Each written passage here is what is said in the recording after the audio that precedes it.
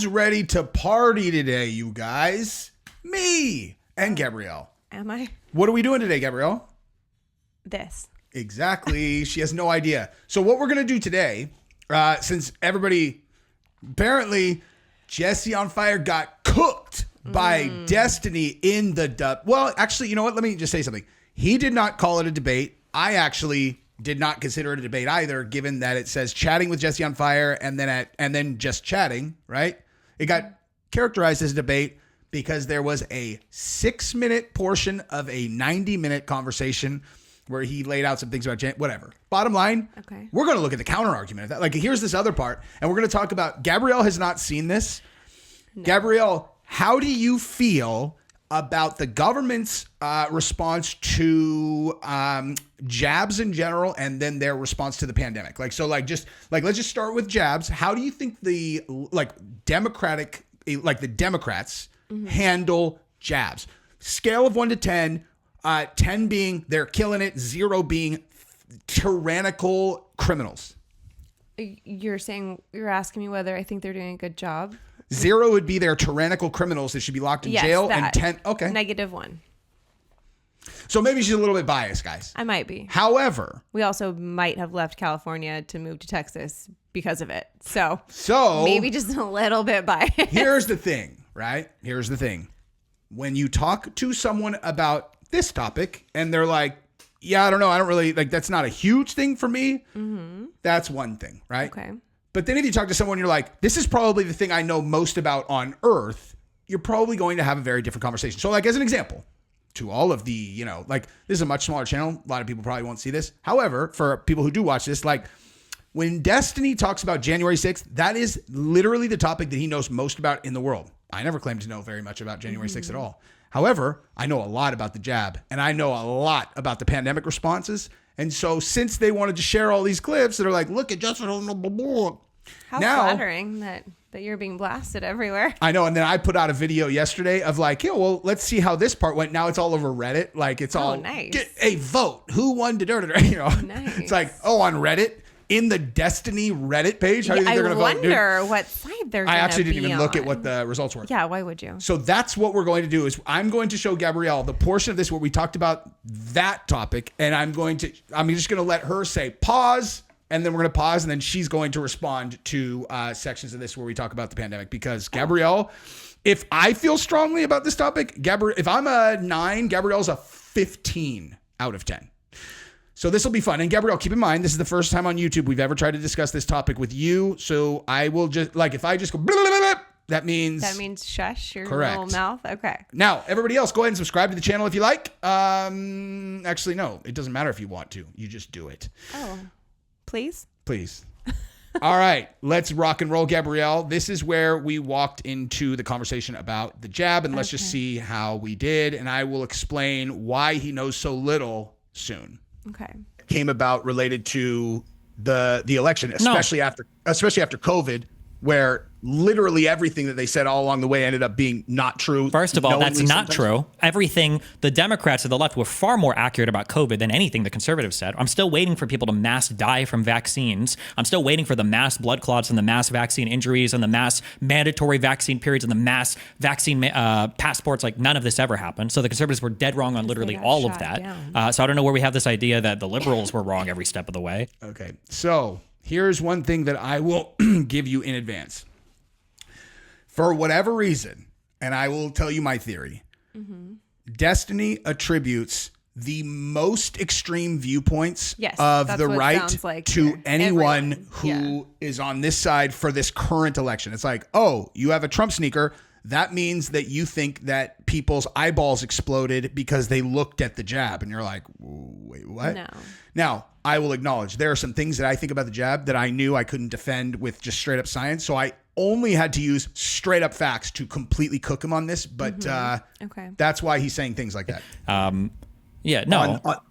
that topic. So again, any numbers that come out, I have no ability to verify those. I wouldn't even get into what the numbers on the vaccine were. But on this particular topic, this is one of those things where I talk to people all the time about, how they view politics, policy specific. And in many cases I can look and I'm like, this is like a game for this person. Like they don't really understand how this is gonna or hold on, wait, okay. You know where I was going with that, right? No. I was gonna say, like, how does this actually impact your life? Yeah. So as a preamble for Right. like, you don't want to fuck with me on this, dude. Okay. Hold on, before we move on, because you jumped from everything. Do you acknowledge that every single conspiracy about vaccines ended up being incorrect? What? No, but let me Wait. What was one that ended up being correct? I mean, the fact that they were, it's not even about conspiracy. It was an untested medicine, an untested. It was tested, right? There were trials, right? No. No, they did no human trials on the boosters. Also, wait, no, not the booster. On the original vaccine, there were trials for that, right? Oh, I don't know. There no long-term studies for sure. They did see, and you got EUA like that. They didn't. He knows that. He knows that.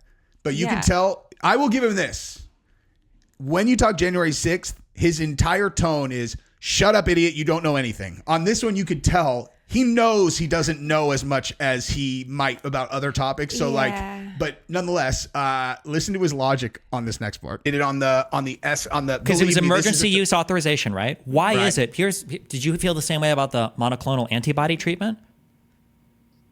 Because that was emergency use authorization. Not conservatives protest that? Joe Rogan promoted because that. nobody mandated that they take it, obviously. But it was the same type of trialing for nobody mandated that they take it. I didn't have a problem with the COVID vaccine. The problem was always with the government mandating that people take it against their will. The problem wasn't just the mandates. There were a whole bunch of claims made. The things that you just see, that's where we fall into where it's like, I don't like. You're talking about a bunch of strangers. Yeah. You somehow think everyone's in this same group. Like, right. I'm saying my problem was with the mandates. And as a matter of fact, everyone had a problem with the mandates.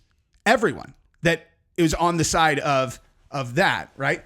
Yeah. So watch how little he actually knows about this. And I'm not saying it to be a fucking asshole. I'm just saying, like, it is unbelievable that at this point of like the whole thing playing out, that someone who debates this with people does not know the things that he knows. Said there weren't any testing for it. That doesn't have to do with mandating or not. You're saying that it's an untested medicine. Even if there were no mandates, that would still be a bad thing, right? I'm saying the reason why people were not unreasonable to not want to take the vaccine was because there are no long-term trials, and then the government came in and threatened their jobs and forced them to take it. Well, that didn't happen. That died in the Supreme Court, right? The government never wasn't able to mandate the vaccine for the country, right? So did New York fire 70,000 healthcare workers that refused to take the shot? For New York State? I don't know is the answer to that. Yeah. He said he didn't know. He didn't know that. They absolutely tried to mandate it. And remember when it first came out, when it was 100% effective? Oh, yeah. Remember that? So and then suddenly it was like, oh, maybe it's like 80, 70, 60. Where did it land? Like 40 maybe on a good day? I talked about that in my video that I did yesterday on my channel, where it was like, yeah, I mean, hey, I don't know why we're characterizing these things as conspiracies. We're saying this is what they said was a fact that turned out to not be a fact. And the other thing too, the conspiracy that was floating around that was clearly false is if you had it and had natural immunity, you still need to get the you know what because it's different. Like saying that natural immunity is somehow different or worse or less valuable than a man-made immunity. And let me just, that got for the record, disproven scientifically. I mean, everybody should have known that anyway. That was like 1 + 1 = 2 immunity. Like natural immunity is far stronger and in every previous example in human history of tests, that natural is better, and they're all not this time. It's a more broad immunity, and the thing is, like, here's the deal, like. If people wanted to get it, I don't care. I said that too. I don't care. I don't have any issue with anybody doing anything. If you're scared and you feel like you need that extra thing to make you feel safer, awesome. Good for you. Just don't tell me what I have to do with my body or with my kids. That's it. Mm-hmm. That was the whole argument the entire time. And then it just so happened that the science started to follow that, and we started to realize that they weren't as effective and possibly not really as safe as we were told in the beginning. Mm-hmm. And so, like, yes, this conspiracy about it not being safe and effective did actually happen to pan out. That's probably the biggest one. Exactly. And here's the other thing too, is when you get to like where because here's the thing, like on the January 6th stuff, which I will show you later if you care. He sets up all of these like straw men, steel men, all these things where it's like, well, how do you, and he has all these facts and you're like, okay, but like, I don't care about this topic at all. So like, it's ridiculous. All I know is about you this can't before. prove incitement. And the only thing I need to be able to absolutely definitively say that is I saw the January 6th committees, and had they been able to indict him, they would have, period. If they It wasn't for lack of trying. Exactly. Yeah. So if they can't prove it, you're not going to be able to prove it, and no one's going to be able to prove it because they would have taken any string of ability to like take someone to court over that, and they would have done it. There's nothing there. There's not going to be. That's why without knowing all of the things you're going to throw out there, I can just sit here and be like, nope, go ahead, let's go through it. Because common sense, they wanted to charge him and they couldn't. Yep. End of story. Now, with this though, when we like right here, he's going to get into whether or not the government mandated. He didn't know about New York, obviously, and then he argues that that they tried and they tried to mandate it at the federal level, but then the Supreme Court shot it down. Right. After about 6 or 7, 8, 9 months After or people whatever. lost their jobs, lost their livelihood, had to take it against their will in order to keep their jobs, got sick from it. Not everybody, of course. Some people it didn't affect negatively, but some people it did. Mm-hmm. And all of that went on before the government was like, oh, whoopsie. And they didn't even say whoopsie. We just infringed on your basic human rights. No, but it didn't matter. Here's the whole thing. This is what I was just talking about, where someone is like, okay, yeah, you're correct. The Supreme Court eventually shot it down. But the thing is, you think the government doesn't know how this works? Here's exactly what they did. You let enough time pass. They mandated it through OSHA, and they knew that all of the companies, okay, it's not like, who do you think it's on to enforce this? All the companies are the ones that answer to OSHA. So they're going to implement policies based on what you've put in, even though they know it's going to get shot down. By the time it gets shot down, the companies have already implemented this. You really think that like once it's like, okay, yeah, you can't actually do this, that the companies are going to be like, never mind, everyone come on back. You've already fired all of them. They're not coming back until way later. So that's what happened. And when everybody's like, don't talk about fascism if you don't know what fascism is. It's like, all right, well, I'm pretty sure fascism is like one of the key components of fascism is a collaboration between the government and private industry to tyrannically control the people. So they recommend this, and then they mandate that, and then all of the companies that employ people implement it. Okay. So one of the things, as we get into him talking about this in a second, where he demonstrates he didn't know about the New York thing, and he didn't where he says they shot it down in the Supreme Court. Mm-hmm. The reason that he doesn't know all of this is because he's not in corporate business. Like he doesn't work he's a streamer, a very successful one. He kills. You know how much money I make. Yeah. He's more successful than me. That's awesome. So he kills. And like much more. Don't agree with him on basically anything, but I'm happy for him. That's awesome. Of course, dude. Yeah. So, but like if you talk to him, I mean, dude, he has blue hair in his fucking profile picture. How many people do you think he knows that are like in super corporate jobs that did not get the shot? Right. So even the people that he knows that do work in corporate, they got the shot. So why would they give a shit what the policy is? I bet you he does not know a single person in his actual private life who, for whatever reason, was like, I don't feel comfortable getting this. And then you saw him get their lives destroyed. How about us? How many people did we see that happen to? Us also. Aside from, I got fired. Yeah. I got fired.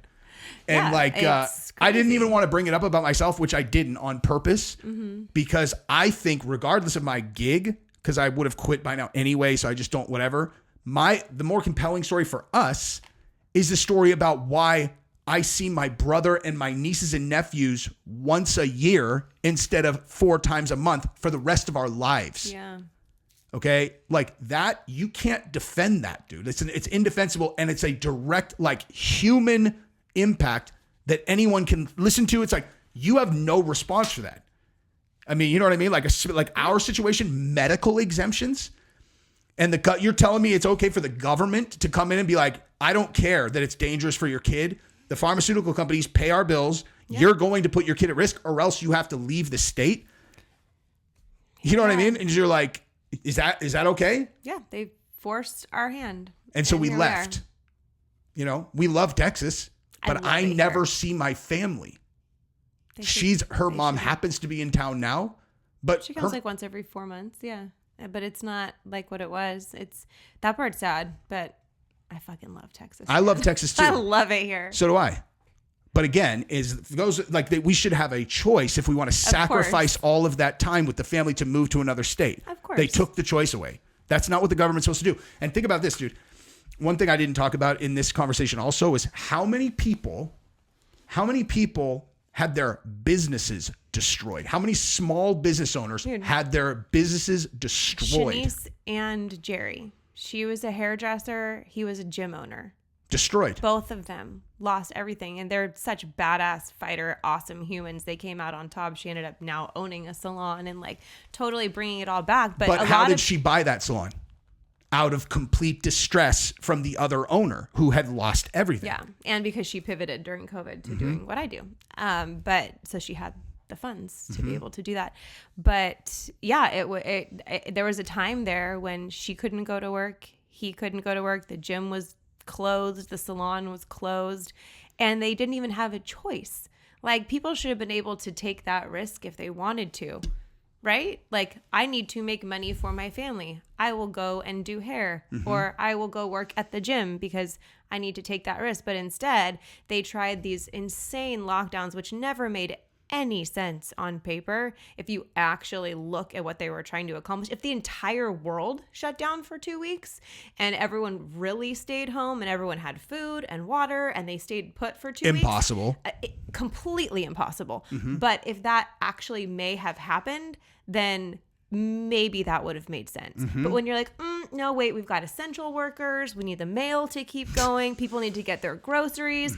It was the stupidest plan I've ever heard in my life. And we now have the evidence to prove that fact because it didn't work. There are no statistics. Didn't slow it down at all. It did nothing. Nothing. Except destroy lives. Literally, that's it. And the people, so you have one side that was completely tyrannically in favor of this. And you overhear some of these conversations that they had where they're like laughing about whether or not they're going to let people have football by then or whatever. And they're these weasel, power hungry cocksuckers. And nothing like this is, you know what? Let me actually rewind. My favorite thing that they implemented, though, the one that really, really, really got me. Do you remember when airplanes, they had a mandatory seat in between people? That was the one that killed me every time. They put half of the people on the planes and killed the airline industry because they needed people to social distance on an airplane. Genius. I remember saying that. I'm like, you have got to be kidding me.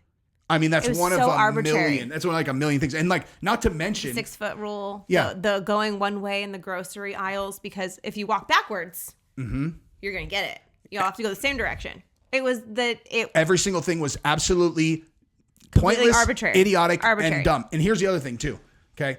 Now, everyone is like, we need to, you know, like bring the temperature down in the country. Right.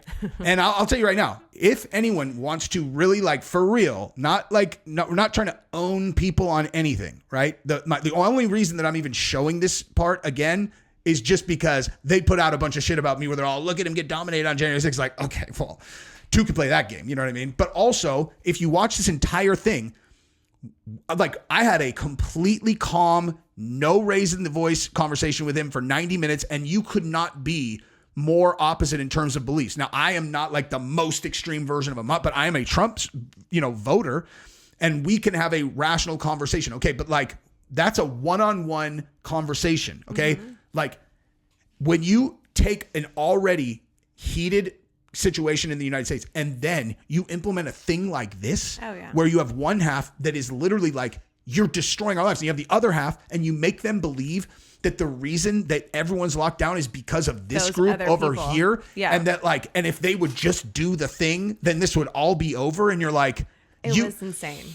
And here's the thing, like also, but they don't want to not have us divided. That's the whole point. Division is what drives everything. What they want. If the people were unified, then they wouldn't be able to do what they do. True. They also, though, they want two parties where they control both candidates. 100%. I have been saying this forever. And I heard Eric Weinstein did an episode very recently. Listening to him talk. Sometimes. When he's doing like, let me talk like this so dumb people can understand, I love it. When he starts talking like, hey, let me talk so that my, Yale people like hear me talking smart. I'm like, I don't know what are you're you doing this saying. on purpose? You know, What does that word mean? are you doing this on purpose? Like that is not, that He's makes so no smart. sense. His Yeah. logic is always so sound. And If you can so- understand what he's saying. But Yeah. yes, I will play the thing. I'll play the thing for you that he did. And that's, you know, because not only did he talk about how they normally control both party candidates, but he also was like, there is a possibility that behind the scenes, this thing that people do not realize is that while Trump puts on a good show for the people and he's saying the right things, that the actual global social order is held together by a lot of agreements and things like that that we do not know about and do not understand, and that he puts at risk. How many times have I said that? Yeah.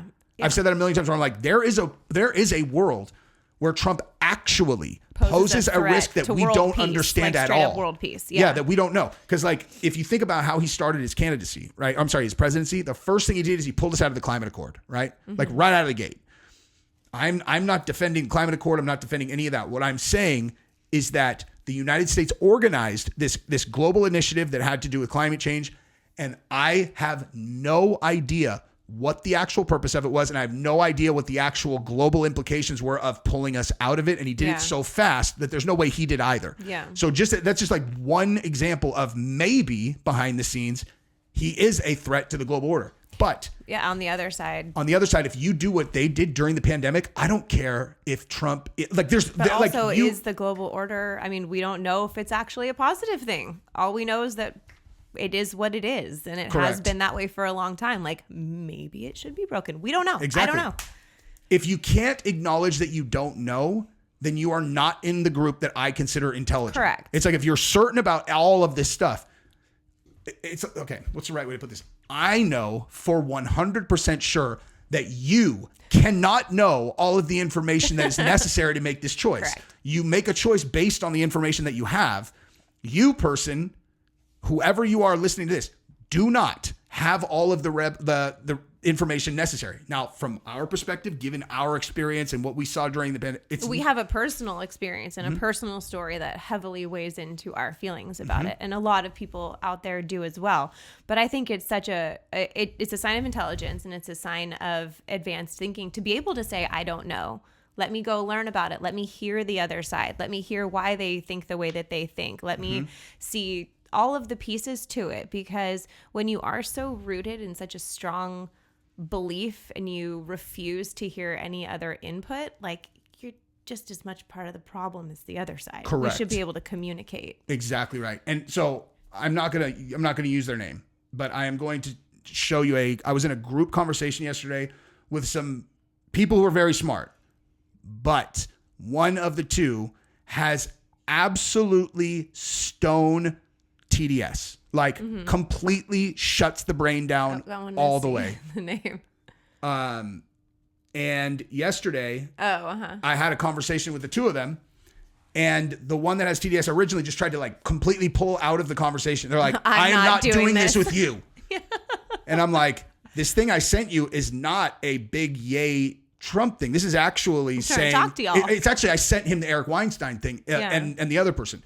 So when the other person engaged in the conversation, like in a very calm, rational way, and then I think it put them in a position where they had to kind of go, okay, fine, here is what I'll say, right? And it goes like this. I'm going to read this to you. Force. It went like this. I'll engage to this level. Can you identify Trump's specifically stated views on the following critical issues, the consequences of those views if enacted, and why you think you know those views? Okay, 1, abortion. 2, climate change. 3, federal debt. 4, tariffs, tax cuts. 5, Russia, Ukraine. 6, Israel, Middle East. 7, election integrity. 8, immigration legislation. 9, public health responsibility. 10, school vouchers. 11, military independence. Okay, so, and then also, who are the elites that are constantly being referenced? Aren't Musk and RFK billionaire CEOs elites, all of whom have their own agendas?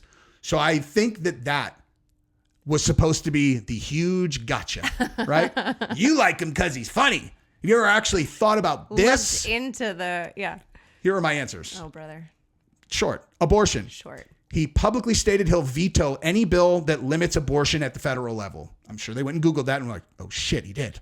Climate change. He's not great there, but neither are the Democrats. Private industry will solve that. Only thing that we can hope for are government subsidies for electric infrastructure with Elon on Trump's team. Why do you think Elon is so excited to be on Trump's team? That. Okay. Tariffs.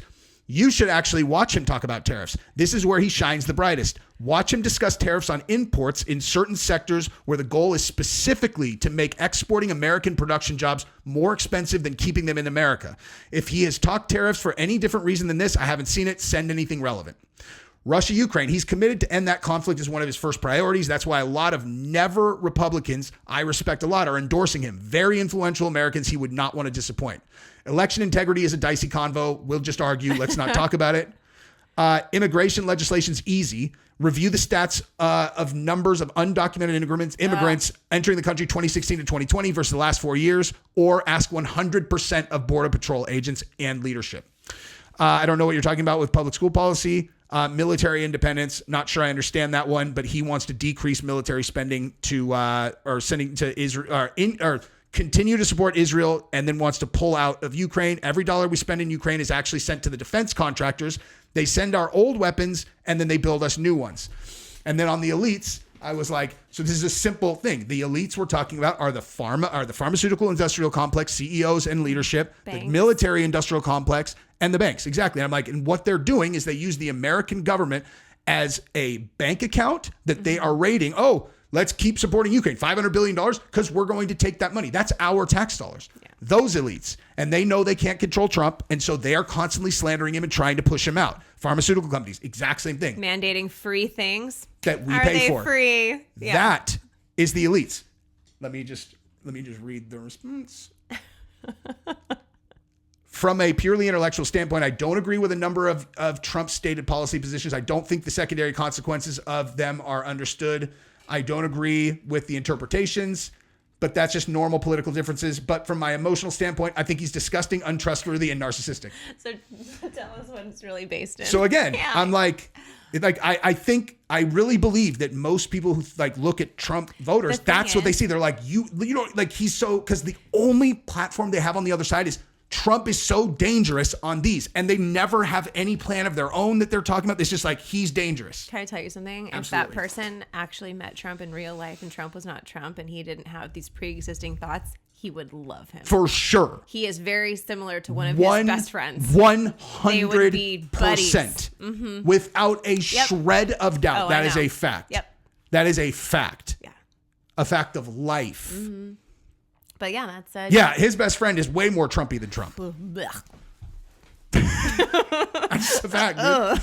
That's a fact, yo. Yep. Anyway, so what do you got on this, Gabrielle? I feel like I've contributed as much as I have been able to. Yeah, I obviously have strong feelings on the whole mandate situation in life. It's kind of driven a major turning point in our lives. And I just feel like it should be people's choice. That's it. Yeah. And that's all we talked about. Like every argument, like if you go watch the entire thing, every argument I have is just like, government, you can't tell people what to do with their bodies. And I didn't even get into the lockdowns. The lockdowns is actually the worst part of it, you know. Life destroyers. Yeah. It was pretty bad. So now we're going to talk about, in our second episode, we're going to talk about the Georgia shooting, which is unbelievable. And I'm going to show you the stupidest, matter of fact, just as a quick preview, look at this is Trump derangement syndrome in a nutshell. Okay. So you remember Plies from Black Eyed Peas? Mm-mm. So very interesting quote that he had, which was, I can't find it, but his quote after the Georgia thing was, Trump and Elon and Vance are worried about immigration while kids are getting killed in the Georgia schools. And you're all, Apples Biden and Harris have been in charge for 4 years, weirdo. Like, Trump is not in power. What are you, like, that is like they're worried. And how like, does immigration be in the same sentence as school shooting? How does Trump be in the same conversation with anything whatsoever at this point when they've been in power for 4 years? I really like Weinstein or Weinstein. I never know how to say it. You can say it either way. I've heard it both ways. How I like his logic and how he's got nice little buttoned up arguments. That's the opposite of that. It's the dumbest thing I've ever heard. Yeah. It's just like, let me just stick a square through a circle hole. Every Just time they're trying to just words. jam it through the hole. Yeah. Trump. You're all. Not connected here. Anyway, so that's our next video. Love you next guys. time.